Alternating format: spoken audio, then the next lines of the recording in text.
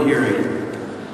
I'm here to stand in stern opposition to what I and many others see as a last-minute ditch effort to rush to change a law that has been working very well for decades, allowing for local control and input into a county's solid waste siting plan. As a longtime member of the Berkeley County Solid Waste Authority Board of Directors, serving as its secretary, as a volunteer, I am appalled at the thought of putting horizontal drilling waste into our local landfills. I feel like this is new waste. It's a new waste stream that is very different from the normal garbage that households and businesses deposit in our landfills on an almost daily basis. We are told not to worry. It's all just dirt and rock.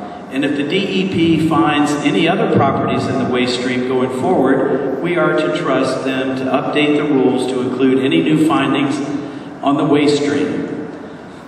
Did I hear them right? Is this the same outfit that failed to inspect the storage tanks upstream of our water supply here in Kanawha Valley? Is this the same outfit that said in public that it didn't click, that they were supposed to check those tanks? Yes, it is. It's the same bunch, and we will not trust them to do anything but what they've always done, and that's issue allowable pollution permits to polluters. That's their job. That's the way they see their job.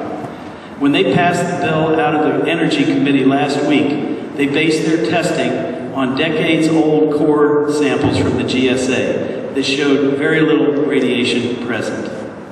Why didn't they talk about radioactive leachate samples that have been collected recently? Why don't they tell you that the water from the leachate collection is discharged into a nearby stream after it goes to the water treatment plant? Radioactivity, as been brought out in earlier testimony, cannot be filtered out. There's no way to filter it out of the treatment process, and it could end up in our drinking water someday. We cannot stand idly by and let this new law stand as is. We either have to kill it or amend provisions to protect the public and the valuable public and private landfill space, as offered in Senate Bill 591 and 594 that was just introduced last week in the Senate. Sir, if we could wrap up. The damage done by the DEP memo turned new bad policy law if passed as it is today. So we have to do everything we can to kill this bill. Thank you. Thank you, sir. Next speaker is Dr. Allen with Darling waiting.